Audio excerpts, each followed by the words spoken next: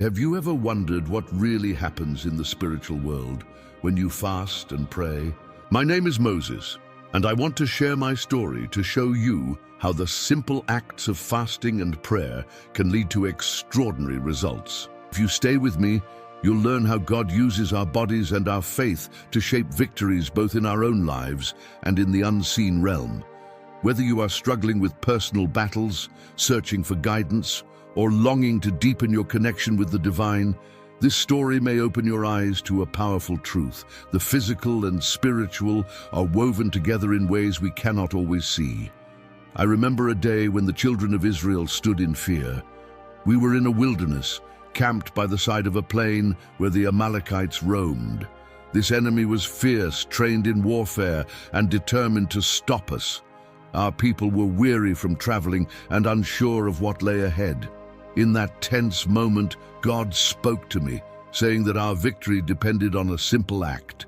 I had to raise my hands toward heaven. It sounded strange, but I had learned to trust the Lord. I climbed a hill where I could watch the battlefield, staff in hand, and lifted my arms high. At first, it might have seemed like a small thing, just a man standing with his arms raised. But what happened next shocked everyone. As long as I held my hands up, the Israelites pushed forward. The battle swung in our favor. When my hands dropped from exhaustion, the tide turned, and the Amalekites gained the upper hand. My friends, Aaron and Hur, saw that I was struggling to keep my arms raised. They came to my side, propped my arms up on either side, and held them steady. By sunset, Israel had won the battle. In Exodus 17:11 it says, "And it came to pass, when Moses held up his hand, that Israel prevailed, and when he let down his hand, Amalek prevailed." This verse reveals how our physical actions can impact spiritual outcomes. Our victory wasn't based on superior weapons or the size of our army. It hinged on a single act of obedience.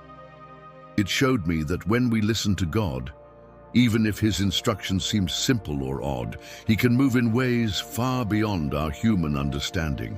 Many years later, I reflected on this story and realized something deeper was happening. In Hebrews 1:14, we learn that angels are ministering spirits sent to help those who will inherit salvation. God's angels were at work on that battlefield. When my hands were raised in obedience, it was like a signal in the spiritual realm, calling heaven's forces to help us. This is a powerful reminder that spiritual battles aren't always fought with swords and shields. Sometimes they're fought through prayer, fasting, and physical acts of faith. You might wonder why the Lord would tie a victory to something as basic as lifted hands. Couldn't he just snap his fingers and make us win? Yes, God is all-powerful, but he loves to partner with us. By requiring a physical response, he teaches us dependence, commitment, and unity. We become active participants in his plan, not just spectators. The same principle applies today. If you ever sense God nudging you to do something physical, like raising your hands in worship, bowing down in prayer, or fasting certain meals, know that he might be unlocking a spiritual victory on your behalf. Let me talk about fasting, another powerful act that connects the physical world with the spiritual. Many years after my time, a man named Daniel also learned this lesson. Daniel was a devout man who wanted to understand God's plans for his people. He decided to fast by giving up pleasant foods and focusing on prayer. For 3 weeks, he ate only vegetables and drank only water. During that time, he prayed for clarity, for wisdom, and for God's guidance in uncertain times. After these 3 weeks, an angel appeared to Daniel, saying in Daniel 10:11, "O Daniel, a man greatly beloved." The angel explained that from the first day Daniel humbled himself, his words were heard. However, a dark spiritual force had delayed the angel's arrival for those 21 days. Daniel's faithful fasting and praying didn't just help him feel closer to God on the inside, It brought a real result in the spiritual realm. Reinforcements in the form of the archangel Michael broke through the opposition, allowing the angel to deliver the message Daniel was waiting for. This story shows that fasting is much more than going without food. It's a deliberate act of physical obedience that impacts the spiritual world. When you humble yourself through fasting, you're telling God, "I'm serious about seeking you. I'm willing to set aside my cravings and routines because I want your will above all else." That simple decision can change the atmosphere around you. It can release angels to fight battles you never even knew were there. Some people have asked me, "But Moses, doesn't God love us no matter what we do? Why do we have to lift our hands or skip meals to gain his favor?" Indeed, God's love is constant and unearned. His love never changes. Yet there is a difference between receiving God's love and walking in God's favor. His love is like the sun that shines on everyone, but favor is more like a special assignment or blessing he gives to those who are obedient. You don't earn God's favor in the sense of buying it. Rather, you invite his favor by aligning your life with his will. Acts like fasting and praying show a heart that longs for him over all else. This difference was clear in Daniel's life. He was loved by God from the start, but his choice to fast and pray brought about a deeper level of favor. The angel called him greatly beloved. Something about Daniel's sacrifice caught heaven's attention. The same can happen for you. When you step out in obedience, even when it's inconvenient, you open the door for God's favor and power. It might not always look the way you expect. Maybe you'll see a breakthrough in your job, or healing in a relationship, or a renewed sense of purpose. Sometimes you'll feel a peaceful assurance that God is with you, even if the world around you hasn't changed yet. Let me return to the battlefield for a moment. When my arms were raised, our soldiers looked up and saw my posture of faith. It united them in hope. When they saw my arms drop, they felt discouraged. Through my simple obedience, God reminded all of us that he was in control. Sometimes your obedience can do the same for others, your family, your friends, even strangers who witness your faith. They may say, "If he or she can keep trusting God in tough times, then maybe I can too." Obedience is not always glamorous. Standing with raised arms for hours was painful. My shoulders burned, my legs ached. I wanted to rest. But with Aaron and Hur at my side, I kept going. Maybe you feel that way about prayer or fasting. You start out strong but quickly get tired or distracted. That's normal. We all need help. Find people who will pray for you, encourage you, and hold you up when you're tempted to quit. Doing God's will often requires a community, just like my friends who literally supported my arms in the heat of battle. It's also easy to be skeptical of physical acts like fasting if you've grown up thinking faith is purely internal. Many modern believers say, "I worship God in my heart." That's enough. Of course, God cares about your heart most of all, but consider how relationships work. If I told you I loved my wife but never showed affection, never talked to her, and never made any gesture of care, would you believe me? True love is shown through action. In the same way, love for God can be expressed through lifting hands, kneeling in prayer, or abstaining from food for a season. Physical acts don't replace faith. They bring faith to life. I want to address the question of whether this idea of spiritual warfare is real. Ephesians 6:12 reminds us that we wrestle not against flesh and blood, but against principalities and powers in the unseen world. In my time, the Amalekites were a real physical enemy. Today, you might face battles of the mind, emotional turmoil, relationship struggles, or spiritual oppression. These challenges may not involve swords, but they are just as real. Fasting and prayer can break strongholds of fear, anxiety, anger, or hopelessness. They can also invite God's wisdom into choices about your future, finances, or family.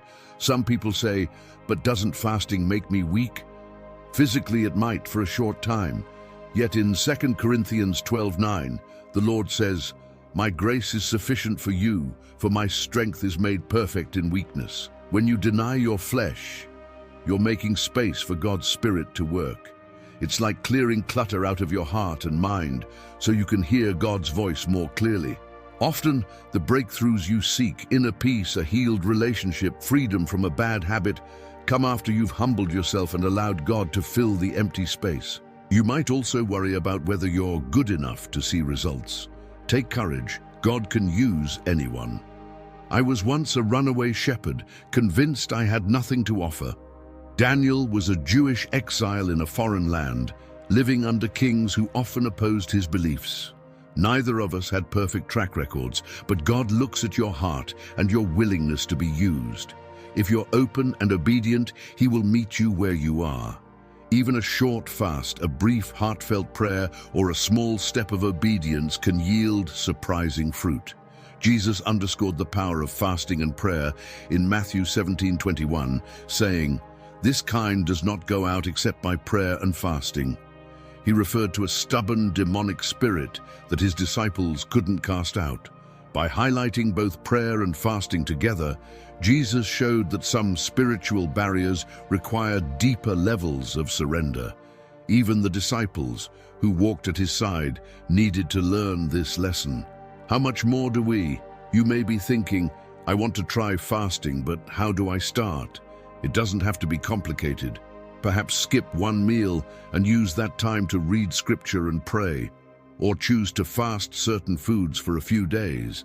If you have health concerns, adjust your fast so that it's safe. The key is to approach it with sincerity, telling God, I'm doing this because I long to be closer to you. When you feel hunger pangs, turn your thoughts to prayer. Ask God for strength, for guidance, for revelation about whatever weighs on your heart. You might be surprised at how those times of physical weakness become moments of deep spiritual closeness. Also, let's remember that fasting and prayer shouldn't be done to impress others. Jesus taught us to do these things quietly and humbly, knowing that our Father in heaven sees what we do in private.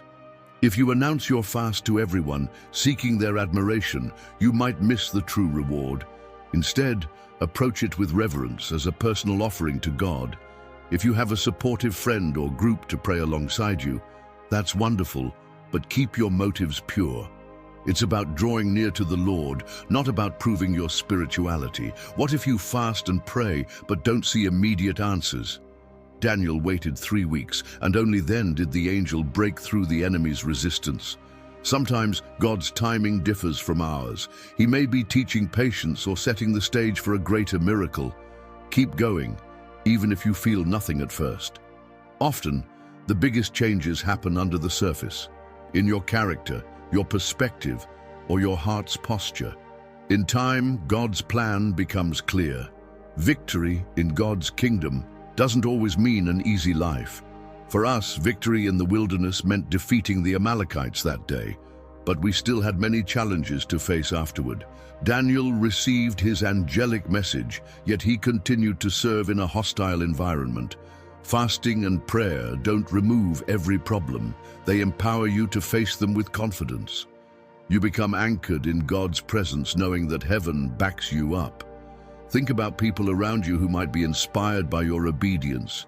Your children, friends, or even co-workers might notice a new peace in your life. Your choice to fast and pray could spark curiosity. Why are you doing this? Does it really help? And you can share, I'm trusting God. I'm seeing Him work in ways I can't fully explain. This can open doors for deeper conversations about faith.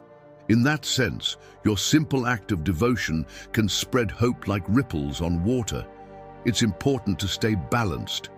Fasting is powerful, but it's not a magic trick to force God's hand. He remains sovereign. Prayer is vital, but it's also a dialogue, not just a list of demands. We align ourselves with God's will, trusting that He knows best. Sometimes, the most significant answer to prayer is not the one we expect, but the one that transforms our heart. That's why it's so crucial to hold these disciplines with humble, open hands. As I look back on my own journey, From the burning bush to the parted Red Sea, from lifting my hands on that hill to the many trials in the desert, I see a God who is intimately involved in our physical world. He calls out to us, inviting us to step beyond our comfort and take bold actions that reflect our faith. If you find yourself in a battle you can't seem to win, consider whether God may be asking you for a physical response, a posture of worship, a season of fasting, a renewed commitment to prayer. That one step could shift something in the spiritual realm and bring the help you've been waiting for. When my arms were lifted, heaven fought for me. When Daniel fasted, angels broke through spiritual barriers. What might happen in your life if you choose to obey God, even in something as small as skipping a meal or raising your hands? Could your faith inspire an angelic breakthrough? Could your obedience set you on a path to healing, clarity, or new opportunities? You won't know unless you try.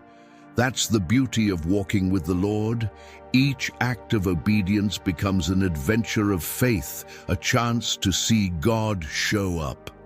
Remember, God's love never changes, but His favor often rests on those who say yes to His call. By embracing both prayer and fasting, you become a vessel for His power. You acknowledge your need for Him, and He meets you in that place of humility. This isn't just a story from ancient times. It's a principle that applies today. Whether you face a health crisis, a broken friendship, a financial struggle, or simply a hunger to know God more, your physical acts of faith can invite a supernatural response. So consider taking that step. Block off some time to pray. Maybe fast a meal or two. Ask God to reveal what He wants to do in your life.